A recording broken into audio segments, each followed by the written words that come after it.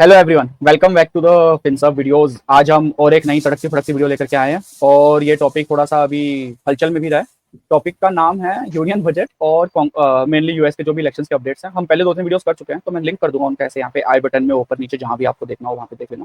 तो आपको थोड़ा सा रन डाउन मिल जाएगा कि अभी तक क्या हो रहा था। हाँ, तो हुँ। मिडिल क्लास भाई साहब, आपका क्या कहना है फिर यूनियन बजट के अंदर निर्मला ताई ने क्या किया है? क्या कहना चाहेंगे आप? अ, काफ़ी इंटरेस्टिंग बजट था इस टाइम का और मुझे पहली बार ये लगा कि काफ़ी 4-5 सालों में पहली बार ऐसा बैलेंस बजट आया है और शायद बैलेंस बजट लाना सरकार की मजबूरी भी थी क्योंकि वो गवर्नमेंट इस तरीके की चला रहा है। एनडीए गवर्नमेंट चल रही है, अभी बीजेपी गवर्नमेंट तो कह नहीं सकते। तो ज़्यादातर जो मेरे कुछ इंटरेस्टिंग पॉइंट्स हैं, उसमें एक एनर्जी सिक्योरिटी के रिलेटेड एक पॉइंट है जो मुझे बहुत ही अच्छा लग रहा है। तो एनर्जी सिक्योरिटी में गवर्नमेंट ऑफ इंडिया फोकस करना चाहती है न्यूक्लियर एनर्जी पे। ये एक सोचने वाली बात है। क्यों ये सोचने वाली बात है?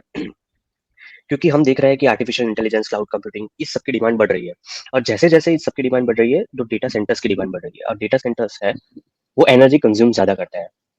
So government of India energy security पे फोकस करना चाहती है और एनर्जी कंज्यूम है, वो एआई है। सपोज़ एक गूगल सर्च करते हैं सिंपल, तो वो 1 यूनिट एनर्जी कंज्यूम करता है। तो एआई से अगर हम चैट जीपीटी से पूछते हैं तो 10 टाइम्स ज़्यादा यानी 10 यूनिट्स एनर्जी कंज्यूम करता है। तो कहने का मतलब ये है कि एनर्जी की डिमांड फ्यूचर में बढ़ने वाली है, वो फॉर श्योर है। अब क्या करेंगे? उसको भी बैलेंस करना पड़ेगा क्योंकि हम ज़्यादातर जो एनर्जी है वो कोल से प्रोड्यूस करते हैं। हम ये तो अब कर नहीं सकते क्योंकि अगर इतनी ज़्यादा एनर्जी डिमांड बढ़ जाएगी, तो हमें क्लाइमेट को भी फोकस रख के काम करना पड़ेगा और हमें एनर्जी की डिमांड भी बढ़ानी मतलब पूरी करनी पड़ेगी। तो गवर्नमेंट ऑफ इंडिया फोकस करना चाहती है न्यूक्लियर एनर्जी पे। और उन्होंने दिखा है कि setting up the Bharat small reactors, तो वो लोग भारत स्मॉल रिएक्टर्स सेटअप करना चाहते हैं, plus R&D of Bharat small modular reactors and then newer technologies for the nuclear energy. अब यहाँ से थोड़ा पीछे चलते हैं और प्राइम मिनिस्टर की रशिया विजिट याद करते हैं। सो प्राइम मिनिस्टर की रशिया विजिट है, वो एक तौर पे न्यूक्लियर एनर्जी पे फोकस थी। तो काफी सारे कंट्रीज में Russia nuclear energy specially floating nuclear energy में बहुत ही आगे है और रशिया ने हमें floating nuclear power plant offer किया था। और prime minister Narendra Modi Russia गए तब उन्होंने फ्लोटिंग न्यूक्लियर पावर प्लांट के बारे में उनको जानकारी दी गई थी। और उसके बाद जो बजट आया उसमें न्यूक्लियर एनर्जी पे बहुत ज्यादा फोकस है क्योंकि यहाँ पे उन्होंने लिख दिया है कि nuclear technologies for the nuclear energy. तो मेरे हिसाब से ये कुछ इंपॉर्टेंट चीज है जो इस यूनियन बजट में आई है। सेकंड सेकंड जो चीज है जिस पे हम बात करना चाहेंगे वो है एम्प्लॉयमेंट स्कीम्स के बारे में। सो जब इलेक्शन पहले की बात है, इलेक्शन पहले एक कास्ट बेस्ड सेंसस की डिमांड उठी थी ऑपोजिशन की तरफ से। तो इसको काउंटर करने के लिए जो गवर्नमेंट ऑफ इंडिया है, वो इस बजट में 4 कास्ट लेके आई है। वो है poor, farmer, woman and youth. और जो उनके पार्टनर अलायंस है चंद्रबाबू नायडू, उनका एक बयान था जब उन्होंने बोला कि हमें कास्ट सेंसस की नहीं, हमें स्किल सेंसस की जरूरत है। और इस टाइम का जो बजट है उसमें स्किल सेंसस पे बहुत ज्यादा फोकस किया गया है। आपको आइडिया होगा कि अ, जो 3-4 जो स्कीम्स थी गवर्नमेंट की, वो डायरेक्टली एम्प्लॉयमेंट और स्किलिंग रिलेटेड थी। तो गवर्नमेंट ऑफ इंडिया चाहती है कि जो एक तो अराउंड 20 lakhs यूथ है, उनको मतलब 20 लाख एक साल में उस तरीके से 1 करोड़ यूथ को वो ट्रेनिंग दे। यहाँ पे 500 जो टॉप कंपनीज है वहां पे, और उसका जो खर्चा है वो गवर्नमेंट ऑफ इंडिया देगी। इंटर्नशिप अप्रेंटिस योजना टाइप। और गवर्नमेंट ऑफ इंडिया ने जो उन कंपनीज को सीएसआर फंड का 10% उसमें यूज करने के लिए, उनके ट्रेनिंग के जो कॉस्ट होता है उसमें यूज करने के लिए बोला है। So this is very important thing. Plus government of India ये भी चाहती है कि जो लोन्स है उसमें कुछ छूट दी जाए। Loans up to 7.5 lakhs with guarantee from government promoted fund, ये भी एक चीज है। Plus financial support for the loans up to 10 lakh for the higher education in domestic institution, ये भी एक चीज है। So this is a very important thing. आपका क्या कहना है मैंगो भाई साहब इस बजट के और मेरे जो पॉइंट ऑफ व्यू उसके बारे में है? मेरे पास 2-3 की ऑब्जर्वेशंस हैं पूरे बजट के ऊपर। तो अभी जो मेरे को दिख रहा है कि सरकार शॉर्ट टर्म निवारण पे बहुत देख रही है। पहले के बजट्स के अंदर अगर आप देखो तो सरकार बहुत ज़्यादा करती थी कि यार लॉन्ग टर्म में ये फायदा होगा, लॉन्ग टर्म में ये फायदा होगा, आज अगर हम ये स्टेप लेते हैं तो 5 साल में इसका यील्ड इतना निकल जाएगा। वो इसलिए हो सकता है कि आपके पास कोalition की सरकार है, तो ये लोग भी थोड़ा-सा देख रहे हैं कि शॉर्ट टर्म में करते हैं, बाकी जो कॉन्फिडेंस बिल्ड करने की ज़रूरत है। दूसरी चीज़, जो न्यूक्लियर एनर्जी वाला पार्ट आपने बोला, और जो एनर्जी सिक्योरिटी वाला जो पार्ट बोला है, वो बहुत इंपॉर्टेंट है बिकॉज़ इंडिया के मेजॉरिटी एक्सपोर्ट्स और जितना भी इंडिया का मेजॉरिटी जो फंड बाहर जाता है, पैसा बाहर जाता है, वो आपका एनर्जी सस्टेनेंस के चलते बहुत ज़्यादा जाता है। और वो चीज़ एक सब्स्टिट्यूट हो सकती है, तो वहाँ पे पैसा बच जाएगा। दूसरा, न्यूक्लियर में अगर हम जाते हैं तो न्यूक्लियर का नैरेटिव बहुत खराब हो गया लेटली, बट न्यूक्लियर अभी भी, और हमने पहले भी बोला है हमारी वीडियोस के अंदर, कि nuclear one of the safest source है। आप कोयला हम्म। वोयला कुछ भी करेंगे, आपका ह्यूमन रिसोर्सेज के ऊपर बहुत खराब तरीके से इम्पैक्ट करता है। Nuclear one of the safest source है एनर्जी प्रोडक्शन का। उसका वेस्ट मैनेजमेंट भी बहुत ज़्यादा कॉम्प्लिकेटेड नहीं है, आज की डेट में तो बहुत सिंप्लीफाई हो गया। वो अबाउट जितना कोयला 7-10 लाख घरों को बिजली देने में बनता है, उसका 1/10 भी नहीं लगता न्यूक्लियर रिसोर्स, एंड वो उतने ही घरों को बिजली दे देता है। सो वो एक की हाईलाइट है जो कि हम देखना चाहेंगे कि ना ही पोल्यूशन हो रहा है, क्योंकि इसका बाय प्रोडक्ट लार्जली कुछ नहीं होता है, पानी वानी और वो सब होता है, क्योंकि केमिकल रिएक्शंस के थ्रू हीट और पानी जो सब निकलता है वही होता है, और हीट भी बहुत माइनर लेवल पे निकलती है न्यूक्लियर की, जिसको लोग ट्रीट कर लेते हैं। रेडिएशन एक चीज होती है, बट वो रेडिएशन भी मैनेज हो जाती है, इतना कुछ इशू नहीं होता उसके अंदर। तो ना ही हम क्लाइमेट को और ज्यादा पल्यूट करेंगे, वो बिजली भी क्लीन आएगी, तो वो बहुत इंपॉर्टेंट है। और सरकार ने वो आपका जो रूफ टॉप सोलर और बाकी चीजें और वाटर मैनेजमेंट वाली चीजें बोली है, उसके अंदर वो दिख भी रहा है कि इनका क्लाइमेट पे थोड़ा फोकस अब जा रहा है। दूसरा जो स्किलिंग वाले के अंदर मुझे लग रहा है कि ये लोग अप्रेंटिसशिप वगैरह सब कुछ दे देंगे, बट ये आपका वर्कफोर्स वाले जो लोग हैं ना, तो सरकार ने ये देख लिया कि हमारे पास इतने लोग अभी नौकरी नहीं कर, इतने लोगों को नौकरी देनी है, उनको सिखाना है। तो उन्होंने बोला कि सबको इंटर्नशिप में डाल दो, हम पैसे दे देंगे, इंटर्नशिप में कुछ ना कुछ तो सीख लेंगे, क्योंकि उनको पता है कि उनका करिकुलम एट पार नहीं है। लेकिन वो लोग कमेंट नहीं कर रहे हैं कि वो लोग लॉन्ग टर्म में करिकुलम पे कैसे फोकस करेंगे, बिकॉज ये इंटर्नशिप बहुत लंबे टाइम तक सस्टेनेबल नहीं है। आप क्योंकि कंपनीज के पास इंसेंटिव नहीं है ना, कंपनीज का जो सीएसआर का भी बजट है वो बहुत बड़ी कंपनीज करती है इंडिया में सिर्फ सीएसआर, जो स्ट्रिक्टली होता है। छोटी कंपनीज के ऊपर उतना मैंडेट नहीं होता है। एमएसएमईज को ये लोग सपोर्ट कर रहे हैं, बट मेनली इंडिया में एमएसएमईज ही हैं जो कि बहुत ज्यादा एम्प्लॉयमेंट प्रोवाइड करती हैं। तो जितनी आप देंगे उसके अंदर आपका जो 20 लाख का नंबर है और जो बाकी सब चीजें, ये नंबर बहुत छोटा दिखता है। अब ये अगले साल तक तो बढ़िया है, अगले 5 साल में ठीक है, ये नंबर कुछ एलिवेट करेगा, 20 लाख होगा, उसका कुछ कंपाउंडिंग इफेक्ट आएगा, तो कुछ और फायदा होगा। बट इनकम जो 20 लाख की बढ़ेगी, उससे क्या इतना बड़ा एक इकोनॉमिक कंजम्पशन लेवल पे पैटर्न चेंज होगा कि वो कंपनियों को और इंसेंटिवाइजेशन होगा कि वो लोग और ज्यादा पैसा खर्चा करें, कि वो लोग इंटर्नशिप में जाएं कि नहीं। और क्या कॉर्पोरेट सेक्टर को सही में इससे फायदा होगा कि वो लोग अपने रिसोर्सेज लगा के ट्रेन भी करें, क्योंकि एक कंपनसेशन देने से नहीं होता है ना, टाइम और बाकी सब चीज का भी खर्चा होता है। तो वो देखना बचा है उसके अंदर, अभी वो देखते हैं कैसे निकल के आता है। और मुझे भी दो लगता है तीन चीजें हैं, मैं हाँ बोलिए हाँ, सर। एक जो चीज है उसमें ये है कि जो नो एक्सपीरियंस नो जॉब, जो कॉर्पोरेट ने ये थिंकिंग ला दी थी कि भाई एक्सपीरियंस नहीं है आपके पास तो हम जॉब नहीं दे सकते आपको, तो शायद गवर्नमेंट ऑफ इंडिया ये थिंकिंग को तोड़ना चाहती है, no experience no job. Second, मुझे ये लगता है कि जो न्यूक्लियर के बारे में बोला कि जो European countries specially France, 58 nuclear reactors है उनके पास, अराउंड कितनी पॉपुलेशन होगी, 6-7 करोड़ में भी, हम्म, और 70% उसकी जो एनर्जी वो न्यूक्लियर पावर प्लांट से आती है। प्लस स्वीडन है, वो 40% न्यूक्लियर पावर प्लांट से अपनी एनर्जी कंज्यूम करता है, स्विट्जरलैंड 37% से, यूएसए और रशिया अराउंड 20-20% से। तो कहने का मतलब ये है कि ये जो सारी कंट्रीज है, जो यूरोपियन कंट्रीज जिनका वो ह्यूमन डेवलपमेंट इंडेक्स और वो सब में टॉप रैंक होता है, वो जो कंट्रीज है वो भी अपने आप में न्यूक्लियर एनर्जी बहुत ज्यादा कंज्यूम करती है। तो why we are not focusing on 3%, सिर्फ हम 3% यूज करते हैं न्यूक्लियर एनर्जी पूरे। हमारे पास अराउंड, आई थिंक जहां तक मुझे जानकारी है, हमारे पास 22 न्यूक्लियर रिएक्टर्स है। तो कहने का मतलब ये है कि हम 3% ही यूज कर रहे हैं। सो ये एक फोकस करना बहुत ही जरूरी था। सो ये 2 पॉइंट थे जो मुझे कहने थे। आई थिंक आप जो पॉइंट बोल रहे हो ये ब्रांच आउट भी होता है। अगर आपने हिस्टोरिकली देखा हो, ग्रेटा थंबर्ग जी जब बहुत ज्यादा फेमस चल रही थी, उन्होंने बहुत हल्ला मचाया था। और ये जितने हम्म भी डेवलप नेशन है, सबने कहा था कि हाँ हाँ ठीक है, आपकी बात सही है, नहीं करेंगे नहीं करेंगे, न्यूक्लियर का इशू है, न्यूक्लियर का इशू है। इन लोगों ने ऑन द फेस तो बोल दिया, और लोगों ने बोला कि हम्म हम सारी डेवलपिंग कंट्रीज को बोलेंगे। अब डेवलपिंग कंट्रीज उसका भुगतान भुगत रही है, क्योंकि उन लोगों ने कभी बंद ही नहीं किया। न्यूक्लियर हम्म पावर प्लांट बने हुए हैं, वो लोग बना रहे हैं, उन लोगों को पता है पब्लिक का ऐसे ही है, चलता रहता है, बोलने दो, सामने जाकर के कुछ बोल देंगे, पीछे से कुछ और चलता रहेगा। उनको पता था हम्म फायदा इससे है। बट डेवलपिंग हम्म नेशन के पास उतनी लग्जरी होती नहीं है। हमारे पास स्क्रूटनी हम्म वो लोग भी कर रहे हैं, और हमारे खुद हम्म के कंट्रीमैन भी करने लग जाते हैं, तो वहां पर दिक्कत आ जाती है, मेरे को लग रहा है। हम्म बाकी दूसरे टॉपिक पर जाते हुए थोड़ा सा मेरे को लग रहा है कि एक की पॉइंट जो कि मैं छेड़ना चाहूंगा, सिंस बजट में हम्म बोला गया है कि की थीम में से एक थीम का पार्ट है आपका कॉमन मैन, तो मैं वहीं पे हम्म छेड़ना चाहूंगा कि कॉमन मैन का जो टैक्सेशन कर दिया इतना ज्यादा, वो कैसे है, मेरे को ये नहीं समझ आया। क्योंकि अगर हम बोलें कि कॉमन मैन का आपको कुछ सपोर्ट करना है, बाकी सब चीजें करनी है, बट वहीं पे आप ये चीजें बोलते बोलते आप टैक्सेशन ज्यादा लगा दो, तो लोगों के पास इंसेंटिव ही नहीं बचता है ना कमा के खाने का। आप सोचो, मैं सही बात कमा है। रहा हूँ, मैं कुछ कर रहा हूँ, तो आदमी तो ये सोचेगा भाई मेरा तो सरकार ले गई। और हम्म हिस्टोरिकली देखा है काफी सारी सक्सेसफुल कंट्रीज में जहां पर टैक्सेशन कम किया गया, थोड़ा हम्म टैक्सेशन मोर फ्लेक्सिबल किया गया, वहां पर टैक्स कलेक्शन भी अच्छा होता है, और वहां पर टैक्स कलेक्शन के साथ साथ रेवेन्यू भी बढ़ता है। हमारी सरकार हम्म पता नहीं उल्टा ही कुछ कर रही है, तो मुझे वो थोड़ा सा खटका है। आपके कुछ व्यू पॉइंट्स हैं इसके ऊपर? बात सही, मतलब मैं डिनाई नहीं कर रहा हूँ इस बात को। गवर्नमेंट इतना टैक्सेशन ले रही है क्योंकि इसमें मिडिल क्लास इतना फंस गया है अब, क्योंकि उनको टैक्स देना ही देना है, देना ही देना है। जैसे वो रिस्क लेके अगर शेयर मार्केट में इन्वेस्ट करता है लॉन्ग टर्म के लिए, उसको उसमें भी टैक्स देना पड़ता है। काफी सारी चीजें, अगर उसको नुकसान होता है तो गवर्नमेंट उसको कुछ भरपाई नहीं करती है। तो ये सारी चीजें इतनी मतलब फंसी हुई है। पर मुझे लगता है कि अभी गवर्नमेंट की इतनी ज्यादा मजबूरी है कि वो मिडिल क्लास, मतलब मुझे समझ नहीं आ रहा कि वो मिडिल क्लास को ही क्यों टारगेट कर रहा है, पर गवर्नमेंट की इतनी मजबूरी है कि उनको उनको इनकम मतलब उनको रेवेन्यू चाहिए ही चाहिए किसी भी हालत में। तो थोड़ी मेरे को मजबूरी भी है और प्रॉब्लम भी है। देखो मुझे लग रहा है, और ये मेरा पर्सनल ओपिनियन है, तो कोट कर दीजिएगा जहाँ करना हो आप लोग को वीडियो देखते हुए, ठीक है? बट मैं बोलना चाहूंगा, हम बीइंग अ मैंगो मैन हम बोलना चाहते हैं कि आप इनडायरेक्ट टैक्स ले रहे हो।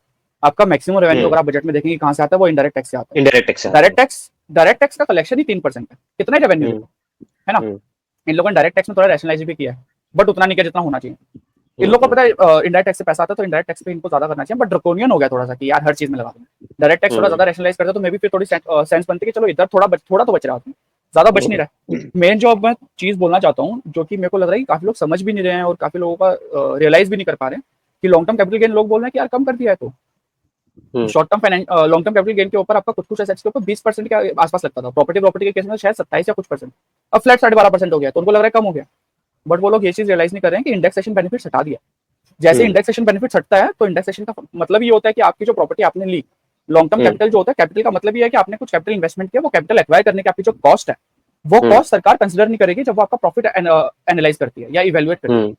वो कॉस्ट कैसे आइडेंटिफाई करते हैं? वो कॉस्ट करते हैं इंडेक्सेशन के बेसिस पे। इंडेक्सेशन कुछ नहीं है, सिंपल सा लॉजिक होता है, हर साल इनकम टैक्स डिपार्टमेंट या हर एक पर्टिकुलर टर्म के लिए इनकम टैक्स डिपार्टमेंट अपने इंडेक्सेशन वैल्यूज लेकर के आते हैं।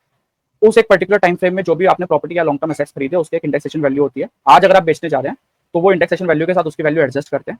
जैसे कि मैंने 10 लाख का घर 10 साल पहले खरीदा, आज उसकी इंडेक्स्ड वैल्यू हो सकता है 25 लाख हो, तो हम्म। और मैंने वो घर 50 लाख में बेच दिया, तो मेरा जो 25 का मैंने, अब वो माना जाएगा मेरी जो कॉस्ट है उसकी, वो 25 लाख है, और मैंने प्रॉफिट सिर्फ हम्म। 25 लाख कमाया, मैं 25 लाख पे 28% दूंगा। हम्म।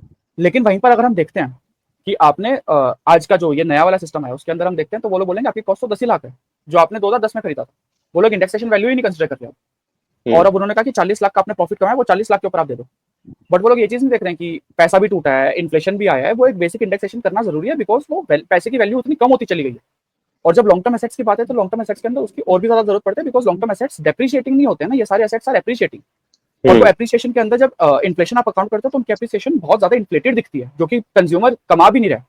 आप समझ रहे हो, उसके अंदर दिख रहा है कि उसने शायद 15% कमाया ईयर ऑन ईयर, बट पांच हम्म। परसेंट तो उसका इन्फ्लेशन खा गई पैसा, वो कमा तो 10% रहा है, तो 10% के ऊपर प्रॉफिट थे। इंडेक्सेशन हर कंट्री करती है इसलिए, और करना बहुत जरूरी है, ताकि लोग इन्वेस्ट करें वापस देश के अंदर। अब लोगों के पास हम्म। इंसेंटिव ही नहीं बचा वापस इन्वेस्ट करने। आप बोल रहे हो एमएसएमईज को इन्वेस्ट कराओ, आप इंडेक्सेशन बेनिफिट नहीं दोगे, रियल एस्टेट के अंदर एमएसएमईज नहीं घुसेंगी, एमएसएमईज एक्वायर नहीं करेंगी, आपका मशीनरी में आपने बोला आप सपोर्ट कर दोगे, लेकिन प्लांट खरीदेगी कोई एमएसएमई जाकर के आज की डेट में, उसको वो फायदा ही नहीं मिलेगा एसेट एक्वायर करने का। तो आपने वहां पे इंसेंटिवाइज कर दिया, जबकि आप पैसा देकर के उसको बोल रहे हो कि नहीं हम तुमको इंसेंटिवाइज कर रहे हैं, तो मिक्स कम्युनिकेशन आ रहा है। दूसरा, हम्म। ब्लैक मनी बढ़ने के चांसेस बढ़ जाते हैं ये सब चीजें। करेक्ट, तो आप परफेक्ट। उल्टा जा रहे हो, पूरा उल्टा जा रहे हो। आप सोच रहे हो कि आपका टैक्स कलेक्शन बढ़िया होगा, आप व्हाइट मनी करोगे, बट ये तो पूरा कंप्लीटली उल्टा हो गया जो भी आप प्रपोज कर रहे हो।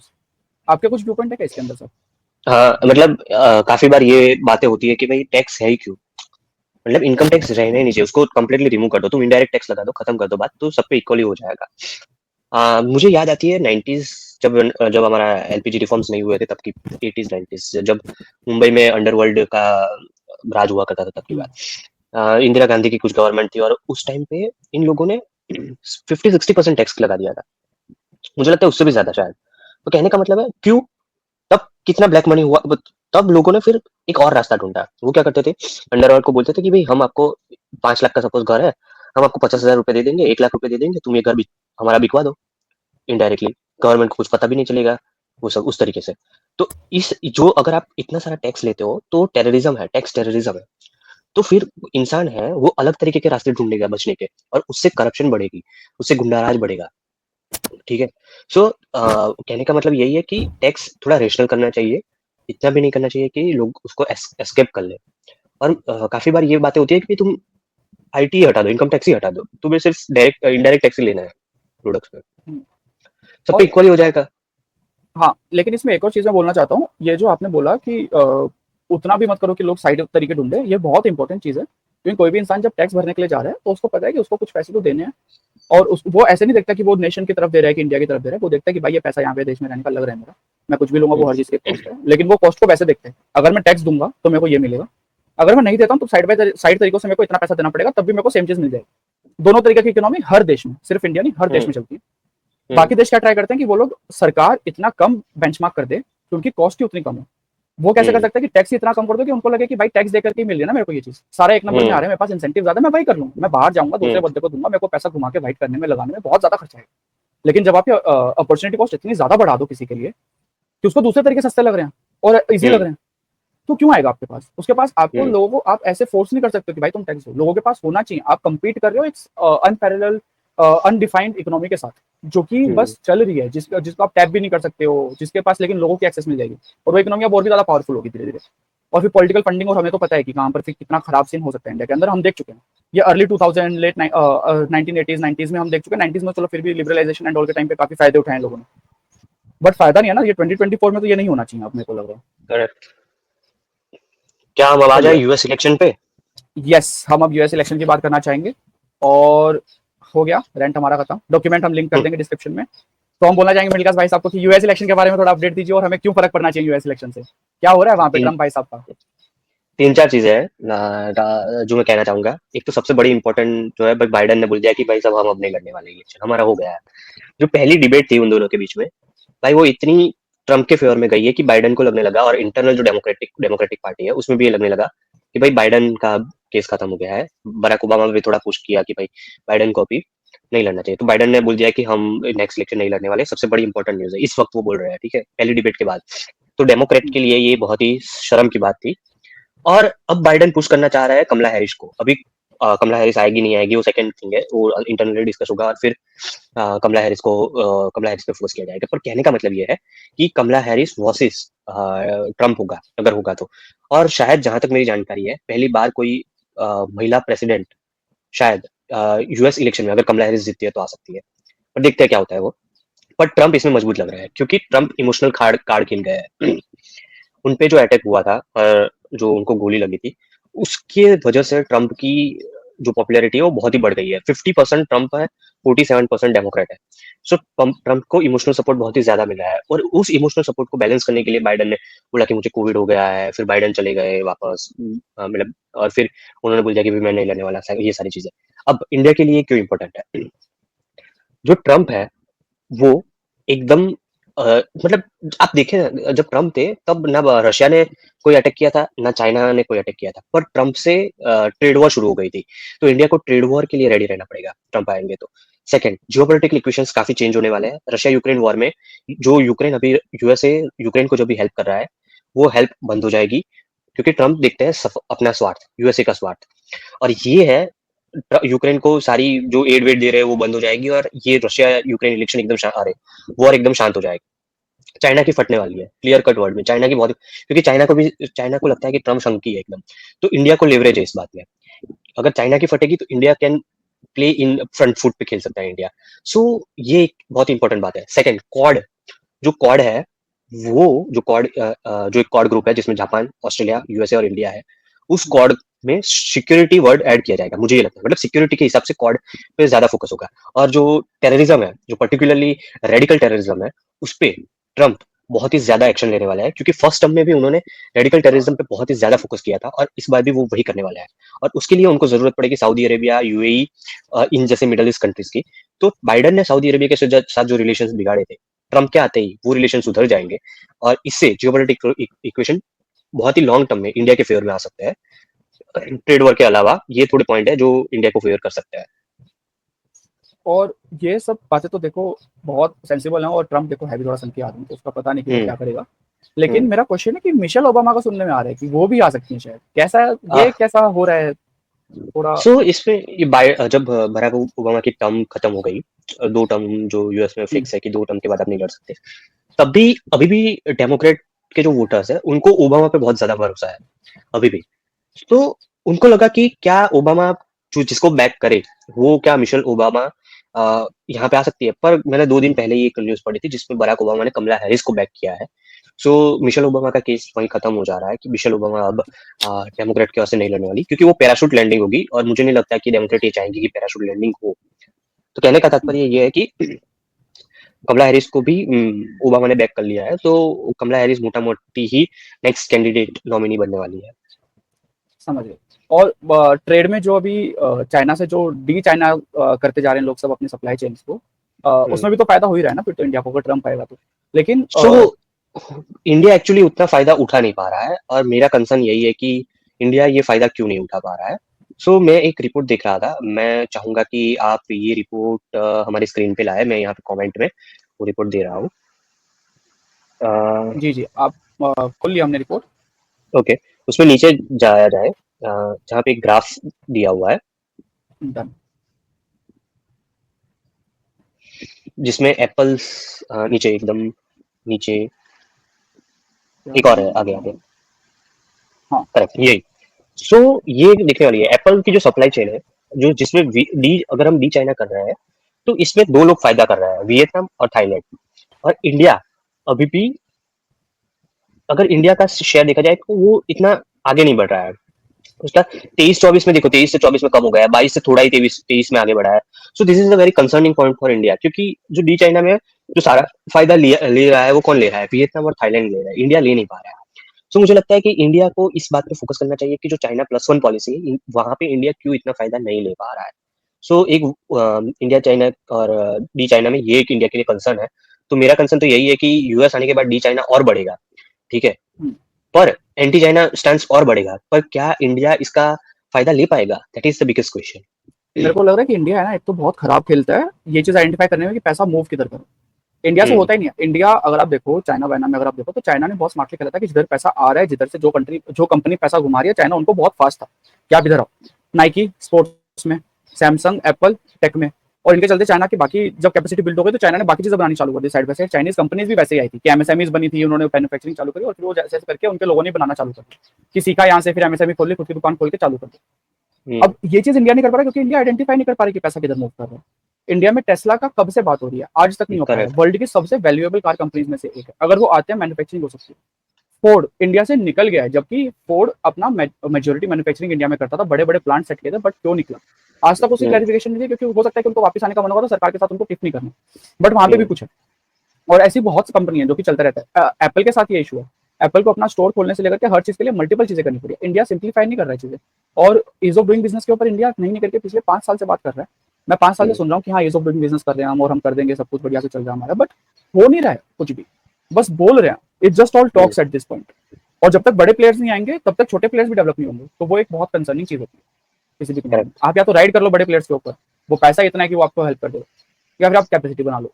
तो इंडिया दोनों में से कुछ भी नहीं कर पा रहा। इस वही मैं ये ओरिजिनल पॉइंट पे आते हुए कि ये इंटर्नशिप की बोल रहे हैं बड़े प्लेयर्स के पास, बट वहाँ पे कैपेसिटी अगर लॉन्ग टर्म की नहीं बनाएंगे तो वो कब तक इंटर्नशिप के बेसिस पे ही चलता रहेगा। इंटर्नशिप है ना, ट्रेनिंग नहीं है, एजुकेशन नहीं है वो। आपको एजुकेशन ट्रेनिंग भी सप्लीमेंट करनी पड़ेगी साथ साथ।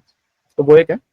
चलिए, आई थिंक हमने काफी बातचीत कर ली इस टॉपिक, दोनों चीजों के ऊपर, और अब हम बोलना चाहेंगे कि आज की वीडियो हम यहीं पे समाप्त करते हैं।